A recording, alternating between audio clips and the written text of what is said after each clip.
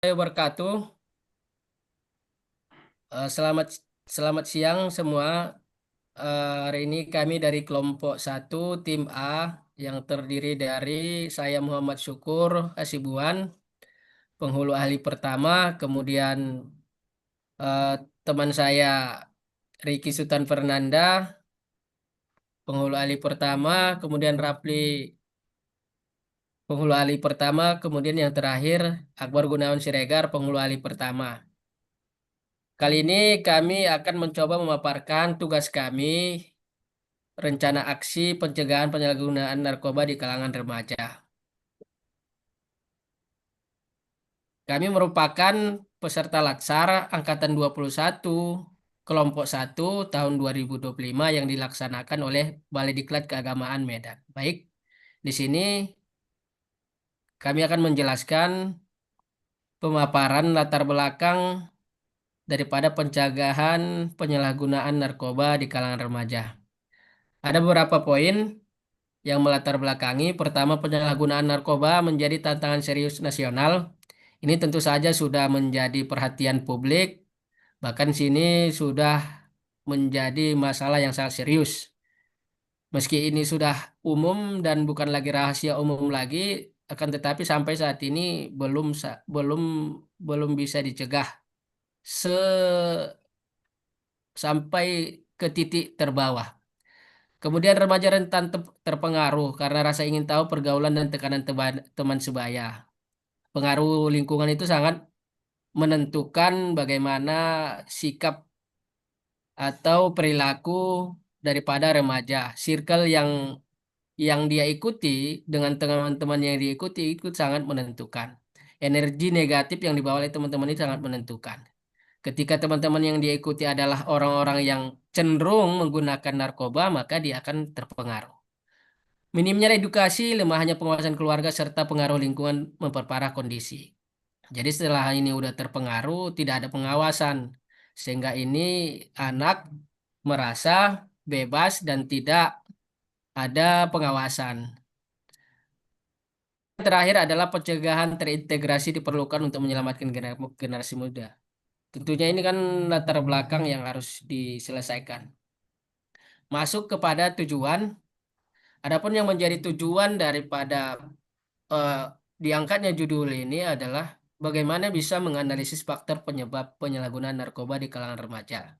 Kemudian menentukan isu strategis yang harus segera ditangani. Kemudian menyusun gagasan solusi dan upaya pencegahan berbasis edukasi keluarga dan lingkungan. Memberikan rekomendasi konkret kepada pemangku kepentingan. Lanjut, identifikasi masalah dari latar belakang yang sudah dipaparkan tadi, maka teridentifikasilah yang menjadi masalahnya. Apa sih maraknya peredaran narkoba di sekolah dan masyarakat? Ini yang menjadi temuan daripada penyalahgunaan narkoba. Masih banyak peredaran narkoba di sekolah dan masyarakat. Kemudian minimnya edukasi. Minimnya edukasi ini tentu mempengaruhi tadi. Kalau sudah anak-anak itu remaja itu kurang edukasi, tidak diberitahu, tidak diberi eh, apa sebab akibat daripada penggunaan narkoba, maka dia akan lemah dalam eh, melindungi dirinya untuk tidak menggunakan narkoba.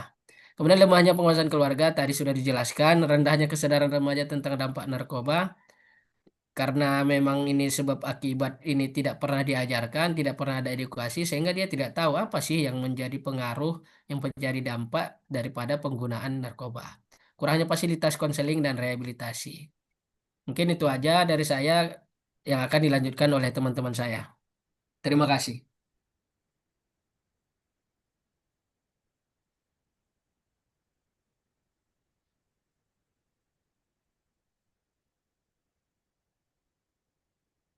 Mik, mik, mik, mik.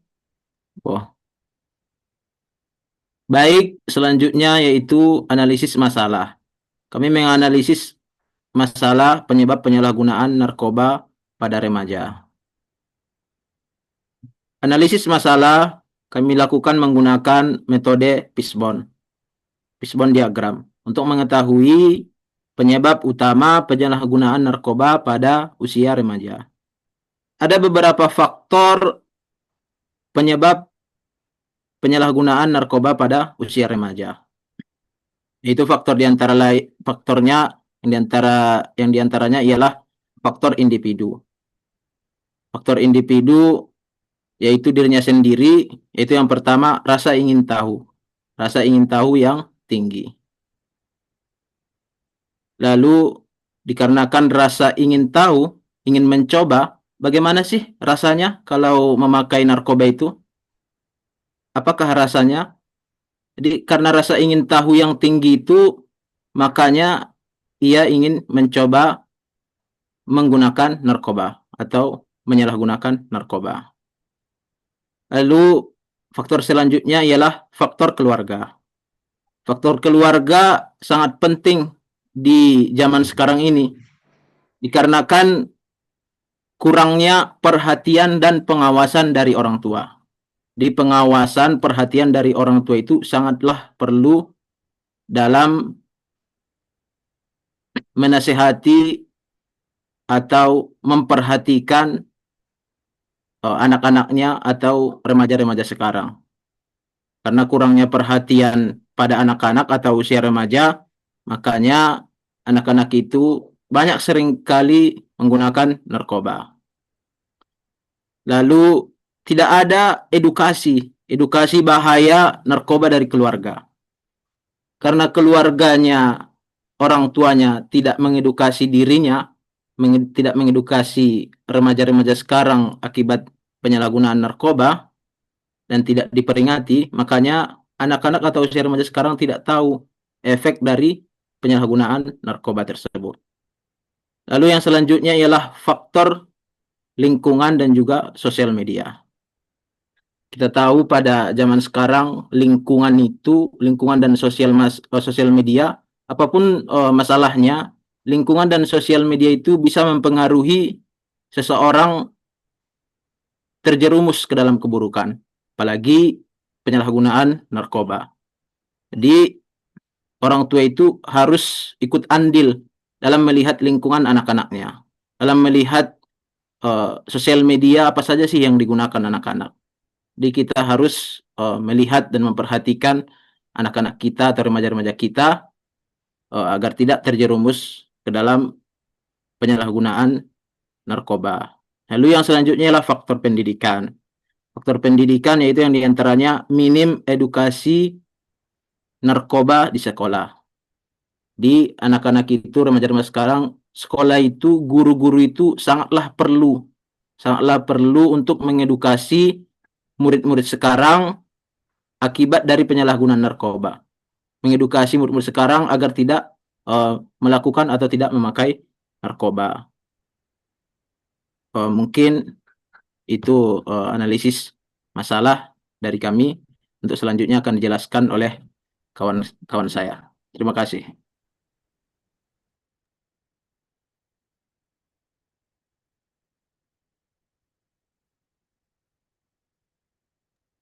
Lanjut ke slide itu.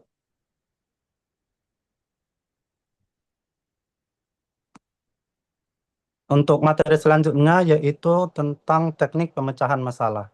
Setelah mengetahui akar masalah tentang penggunaan narkoba pada remaja ini, kami menggunakan pendekatan namanya itu Root Case Based Problem Solving atau RCBPS. Pendekatan ini menekankan bahwa solusi yang efektif harus langsung menyasar akar penyebabnya. Dengan kata lain, setiap faktor penyebab yang ditemukan direspon dengan langkah-langkah solusi yang sama. Contohnya yaitu seperti karena tadi kita sudah menemukan faktor-faktor apa aja sih yang menyebabkan penggunaan narkoba ini marak di kalangan remaja seperti faktor edukasi, faktor keluarga, lingkungan, juga pendidikan. Maka di teknik pemecahan masalah ini kita memberikan solusi seperti yang pertama, memberikan edukasi dan literasi publik seperti mengintegrasikan materi bahaya narkoba ke kurikulum pendidikan, serta melakukan penyuluhan di sekolah dan komunitas-komunitas remaja yang ada. Terus teknik pemecahan yang kedua itu dengan penguatan peran keluarga, di mana kita setiap orang itu harus mengikutilah namanya workshop parenting, serta juga konseling keluarga. Banyak kita temukan di baik itu di televisi, baik itu di sosial media, dan lain sebagainya. Yang ketiga itu dengan kampanye sosial. Kampanye sosial itu bisa kita temukan di mana aja, sama seperti di TV juga ada. Konten edukasi di media sosial juga banyak, seperti di YouTube, lain sebagainya.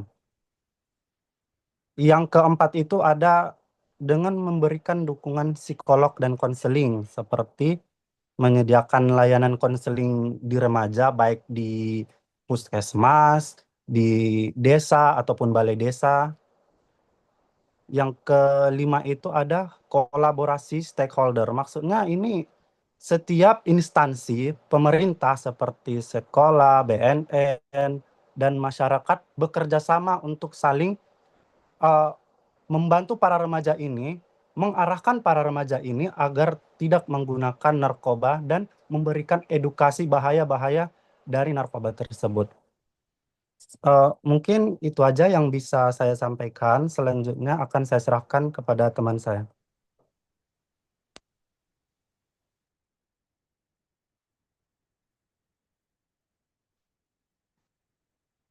Baik, terima kasih kepada Saudara Rapli yang telah menjelaskan sebelumnya. Di sini saya akan menjelaskan di bab penutup ataupun kesimpulan ya.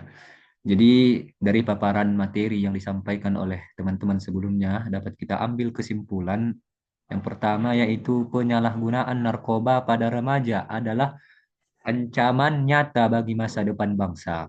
Ya, kita sebagai generasi muda tentunya akan menjadi pemimpin nantinya di masa yang akan datang. Jadi tentu untuk menyongsong Indonesia Emas 2045 ditentukan daripada remajanya sekarang. Nah, kalau remajanya sekarang itu gemar ataupun mengkonsumsi narkoba, bagaimana keadaan bangsa ini di 2045 nanti? Nah, tentunya ini menjadi ancaman yang nyata bagi kita bersama. Kemudian untuk yang kedua yaitu pencegahan harus dilakukan melalui edukasi keluarga, lingkungan dan stakeholder. Untuk yang kedua ini tentunya pencegahan daripada narkoba itu tidak dapat kita lakukan secara mandiri atau sendiri ya. Harus berkolaborasi atau bekerja sama dengan lintas sektor. Jadi bisa kita lakukan dengan Badan Narkotika Nasional ataupun dapat kita bekerja sama dengan Majelis Ulama Indonesia yang dapat menjelaskan bagaimana penyalahgunaan narkoba perspektif agama Islam. Kemudian yang ketiga, ya, mari bersama selamatkan generasi muda dari bahaya narkoba. Jadi ini kepada teman-teman ya, khususnya ini ibaratkan ajakan ya, mari kita sama-sama, khususnya sebagai aparatur sipil negara, mari kita selamatkan generasi muda kita daripada bahaya narkoba untuk mencapai Indonesia Emas di 2045. Mudah-mudahan dengan apa yang kami sampaikan dari kelompok 1 Angkatan 21 Latsar CPNS tahun 2025 dapat memberikan manfaat. Mungkin sekian yang dapat saya sampaikan. Akhirul kalam. Assalamualaikum warahmatullahi wabarakatuh. Waalaikumsalam warahmatullahi Waalaikumsalam wabarakatuh. warahmatullahi wabarakatuh.